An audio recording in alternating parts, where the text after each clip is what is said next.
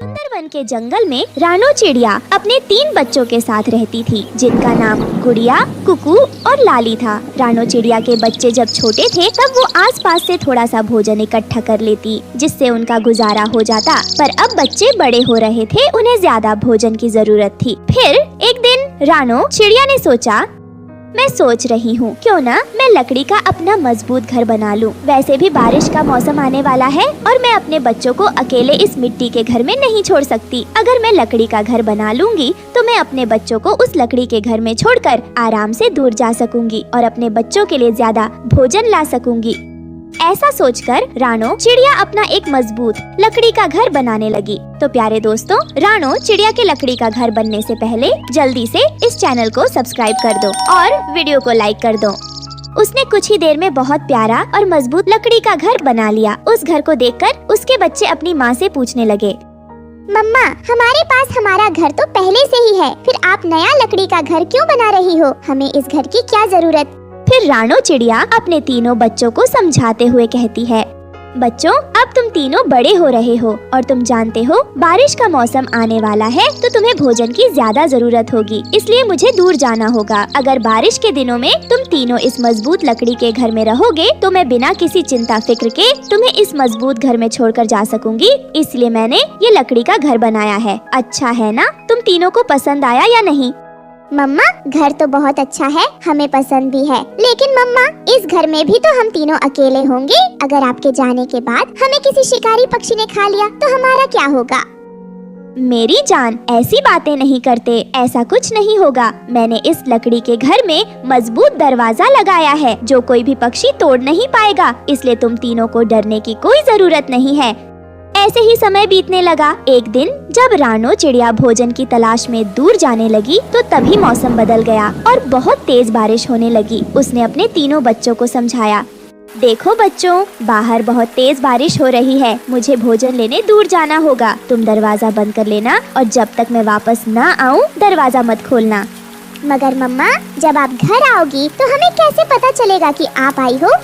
बच्चों, जब मैं घर लौट कर आऊंगी तो मैं ये गाना गाऊंगी, दरवाजा खोलो मेरे बच्चों, मम्मी है आई, जल्दी खोलो खाना मजेदार है लाई, अरे जल्दी खोलो खाना मजेदार है लाई। ठीक है मम्मा, हम सब समझ गए। जब आप ये गाना गाओगी तभी हम दरवाजा खोलेंगे। हाँ मेरी गुड़िया, तुम बहुत ही सयानी और चतुर हो, फिर तुम दरवाजा खोल देना, ठीक है? चलो अब मैं चलती हूँ, तुम तीनों अपना ख्याल रखना। ऐसे समझाकर रानो चिड़िया तेज बारिश में भोजन लेने चली जाती है और गुड़िया घर का दरवाजा बंद करके अपनी बहनों के साथ खेलने लगती है। रानो चिड़िया बारिश में भीगते हुए भोजन लेने नदी के उस पार जाती है और भोजन ढूंढते हुए चिड़िया एक ऐसी जगह पहुंच जाती है जहां फलों के बहुत सारे पेड़ थे। उन पेड़ों पर तरह तरह के फल लगे हुए थे। ये देखकर वो बहुत खुश होती है।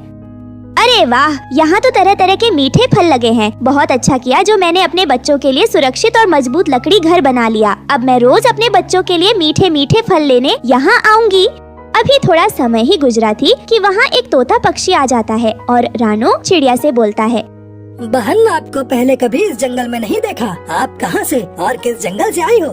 हाँ तोते भैया, मैं इस जंगल की नहीं हूँ, मैं पास वाले जंगल से आई हूँ अपने बच्चों के लिए भोजन लेने।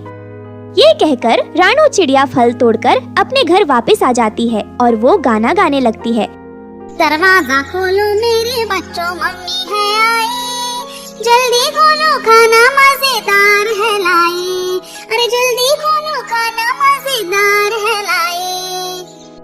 ये सुनकर बच्चे समझ जाते हैं कि उनकी मम्मा आ गई। फिर गुड़िया चिड़िया दरवाजा खोल देती है और रानो चिड़िया घर के अंदर आ जाती है।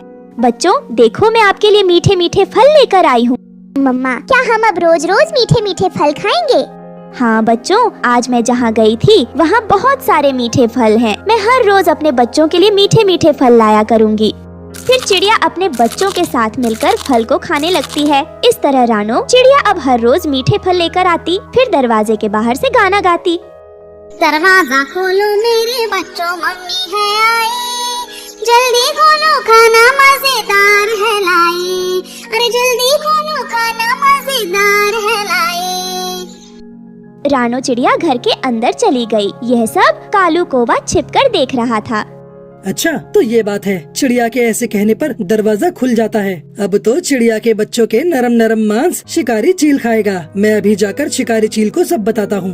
फिर कालू कौवा शिकारी चील के पास पहुँचता है। सुनो शिकारी चील, मैं तुम्हारे लिए बहुत अच्छी खबर लेकर आया हूँ। जल्दी बता कालू कौवे, कौन सी अच्छी खबर लाया है? शिकारी चील, मैंने चिड़िया के 2 बच्चे देखे हैं। चिड़िया के 2 बच्चे? जल्दी बता कालू, कहाँ देखे तूने चिड़िया के बच्चे? शिकारी चील, बता दूंगा, आपको इतनी भी क्या जल्दी है। पहले ये बताओ, बदले में तुम मुझे क्या दोगे? कालू कौवे, मुझे पता था बदले में तू मुझसे जरूर कुछ मांगेगा। चल, बदले में तुझे मैंने अपनी दोस्ती दी। अगर कोई पक्षी तुझ पर हमला करेगा तो मैं उसे जान से मार डालूंगा। फिर कालू कौवा रानो चिड़िया के घर का पता शिकारी चील को बता देता है। कालू, उस चिड़िया के घर का दरवाजा तो हमेशा बंद रहता है। आप उसकी फिक्र न करें, दरवाजा खुलवाना तो मेरे बाएं हाथ का खेल है। आप बस खाने की चिंता करो। अगले दिन जब रानो चिड़िया भोजन लेने के लिए चली जाती है, तब कालू कौवा शिकारी चील को लेकर वहाँ पहुँचता है और चिड़िया के दरवाजे पर बैठकर कालू कौवा चिड़िया की आवाज में गाना गाने लगता है। दरवाजा खोलो मेरे बच्चों, मम्मी है आई, जल्दी खोलो खाना मजेदार है लाई, अरे जल्दी खोलो खाना मजेदार है लाई। बच्चों को क्या पता था कि उनकी माँ नहीं, वो तो दुष्ट चील और कालू कौवा है। बच्चे अपनी माँ की आवाज समझकर दरवाजा खोल देते हैं। अरे आप दोनों कौन है? मेरी मम्मा नहीं हो, आप यहाँ से चले जाओ। चुप चुप हो जा शिकारी चील, अब देर न करो, जल्दी से बच्चों को उठाओ। कालू कौवा के इतना कहते ही शिकारी चील तीनों बच्चों को अपने पंजे में दबा लेता है और उन्हें अपने पुराने ठिकाने पर ले जाता है। जब शाम को रानो चिड़िया मीठे मीठे फल लेकर अपने घर पहुंचती है तो घर का दरवाजा खुला था। ये देखकर वो हैरान हो जाती है। वो अपने बच्चों को ढूंढने लगती है। गुड़िया, कुकू, कहाँ हो मेरे बच्चों? देखो मम्मा आपके लिए मीठे फल लेकर आई है। बच्चों को न पाकर रानो फूट फूट कर रोने लगती है। उधर शिकारी चील तीनों बच्चों को खाने की तैयारी कर रहा था। अचानक से गुड़िया चिड़िया जोर जोर से रोने लगती है और फिर हंसने लगती है। गुड़िया को हंसता देखकर शिकारी चील हैरान हो जाता है। ए चिड़िया की बच्ची, तू तो अभी रो रही थी और अब हंस क्यों रही हो? रानो का तो मुझे पता है क्योंकि मैं तुम्हें खाने वाला हूँ, पर तू हंस क्यों रही है ये बता। चील अंकल, मैं रो इसलिए रही थी कि अब हम दोनों मर जाएंगे, फिर हमारी मम्मा हमारे बगैर कैसे रहेगी। और हंस इसलिए रही थी क्योंकि हम तीनों बहनों को एक बहुत ही गंभीर बीमारी है, जिसकी वजह से हम तीनों कुछ ही दिनों में मरने वाले हैं। अगर आप हमें खाओगे तो आप भी कुछ दिनों में मर जाओगे। कालू अंकल आपको मारना चाहते हैं, उन्हें हमारी बीमारी के बारे में पहले से पता है। ये सुनकर तो शिकारी चील डर जाता है और गुस्से में कहता है, उस कालू को तो मैं बिल्कुल नहीं छोड़ूंगा। बीमार चिड़िया के बच्चों को खिलाकर वो मुझे मारना चाहता है। चलो भागो यहाँ से तुम तीनों, तुम्हें खाकर मुझे जल्दी नहीं मरना। फिर रानो चिड़िया के वो तीनों बच्चे एक साथ अपने घर लौट आते हैं। गुस्से में दुष्ट चील कालू को ढूंढता हुआ उसके पास आता है। अरे चील, आप और यहाँ? क्या रानो चिड़िया के बच्चे खाने में स्वादिष्ट नहीं थे? अभी बताता हूँ तुझे दुष्ट कौवे, तू मुझे जान से मारना चाहता है, लेकिन उससे पहले मैं ही तुझे मार दूंगा। ऐसा कहकर दुष्ट चील कालू कौवे को पकड़कर मार डालता है। वहीं रानो चिड़िया अपने बच्चों को सही सलामत देखकर बहुत खुश हो जाती है और खुशी खुशी अपने तीनों बच्चों के साथ रहने लगती है। गोरी, अब बस कर जाओ, तुम सुबह से पानी पूरी खाए जा रही हो, पेट फट जाएगा तुम्हारा। कालू जी, आप तो हर समय बस मेरे खाने पर ही नजर रखा करो। आखिर मैं मालकिन हूँ पानी पूरी की, मेरा जितना जी करेगा मैं उतनी खाऊंगी। कालू और गोरी की जंगल में पानी पूरी की दुकान थी और उनकी वो पानी पूरी बहुत ही स्वादिष्ट थी। सभी पक्षी कालू और गोरी की पानी पूरी खाने के बारे में सोच रहे थे। मिट्टू भाई, तुम कालू की पानी पूरी खाने गए क्या? कबूतर यार, मैं गया तो था, लेकिन उसकी पानी पूरी तो बहुत महंगी है। मेरे पास 1 सेब था, लेकिन वो तो 1 प्लेट पानी पूरी के बदले 2 सेब मांग रहा था। तो क्या अब नहीं खाओगे तुम? खाऊंगा तो जरूर, मैं तो 1 और सेब ढूंढ कर लाया हूँ, बस अब जा ही रहा था। हाँ, मेरे पास भी ये गेहूं के दाने हैं, तो फिर चलो हम दोनों इकट्ठे पानी पूरी खाने चलते हैं। वैसे भी मैं ये गेहूं के दाने खा खा कर थक गया हूँ। और फिर तोता और कबूतर कालू कौवे की दुकान पर पानी पूरी खाने चले जाते हैं। तुम फिर आ गए तोते, हमने कहा था ना कि 1 पानी पूरी की प्लेट में 2 सेब लगेंगे। गौरी बहन, आप क्यों इतना गुस्सा हो रही हो? ये देखो, मैं लेकर आया हूँ ना 1 और सेब। ये हुई ना बात। चलो कालू जी, आप जल्दी से एक प्लेट दो मेरे तोते भैया को, वो 2 सेब लेकर आए हैं। गोरी बहन, मेरे पास भी ये गेहूं के दाने हैं और होते तो ये भी बहुत अच्छे हैं, इसलिए आप रख लो। और मुझे भी 1 प्लेट पानी पूरी दे दो, वैसे भी मैं ये गेहूं के दाने खा खा कर थक गया हूँ। कबूतर, एक पूरी प्लेट नहीं मिलेगी, इन गेहूं के दानों के बदले आधी प्लेट मिलेगी। लेनी है तो लो, वरना भाग जाओ यहाँ से। गोरी बहन, आधी प्लेट ही दे दो, लेकिन पानी थोड़ा ज्यादा दे देना। और फिर तोता और कबूतर वो पानी पूरी खाने लगते हैं और पानी पूरी खाने के बाद वो दोनों वहाँ से चले जाते हैं। गोरी, ये प्लेट तो धो लो, अगर और कोई ग्राहक आ गया तो हमारे पास और प्लेट नहीं है, इसलिए इन्हें जल्दी से साफ कर दो। ठीक है, मैं धो लूंगी थोड़ी देर बाद। तुम्हें तो मैं फालतू बैठी देखी ही नहीं जाती। मम्मा सुना है कि कालू अंकल ने पानी पूरी की दुकान लगाई है। मम्मा, मेरा भी बहुत मन कर रहा है पानी पूरी खाने का। मम्मा प्लीज मुझे भी पानी पूरी खिला लाओ, चलो ना मम्मा। बेटा, बहुत महंगी देते हैं पानी पूरी, ऐसे नहीं देते, और बदले में बहुत सारा भोजन भी मांगते हैं, पर हमारे पास तो कुछ भी नहीं है। मम्मा तो फिर मुझे ऐसे दिखा लाओ, मैं खाने की जिद नहीं करूंगी। मम्मा प्लीज दिखा कर लाओ ना, मैं नहीं मांगूंगी। बेटी, देखने से थोड़ी ना तुम्हारा पेट भर जाएगा, अभी थोड़ी देर पहले ही तो तुमने दाने खाए हैं, तुम मत जाओ वहाँ। मम्मा प्लीज प्लीज मम्मा, मुझे दिखा कर लाओ ना। लेकिन बेटी, वहाँ जाकर खाने की जिद ना करना। मम्मा मैं नहीं करूंगी, बस देखकर हम आ जाएंगे। फिर रानो चिड़िया अपनी बेटी को साथ लेकर कालू कौवा और गौरी कौवे की पानी पूरी की दुकान देखने चली जाती है। चिड़िया, कुछ लाई नहीं हो, खाली हाथ ही आ गई हो तुम। मुफ्त में तो नहीं मिलती ये पानी पूरी। गौरी बहन, मेरे पास भोजन नहीं था, इसलिए हम पानी पूरी खाने नहीं, बस देखने के लिए आए हैं। वो मेरी बेटी जिद कर रही थी ना, इसलिए। तो चिड़िया, तो ये बात है, लेकिन तुमने हमारी पानी पूरी की जो सुगंध ली है, उसके बदले में तुम हमें क्या दोगी? नहीं नहीं गौरी बहन, हमने सुगंध तो नहीं ली, हम तो बस देख रहे हैं। तो क्या तुम दोनों माँ बेटी नाक बंद करके बैठे हो? कालू जी, तुम देख रहे हो, एक तो इन दोनों माँ बेटी ने हमारी सारी पानी पूरी की सुगंध चुरा ली, और ऊपर से ये दोनों कह रहे हैं कि हम तो सिर्फ देख रहे हैं। चलो बेटी, अब हम अपने घर चलते हैं।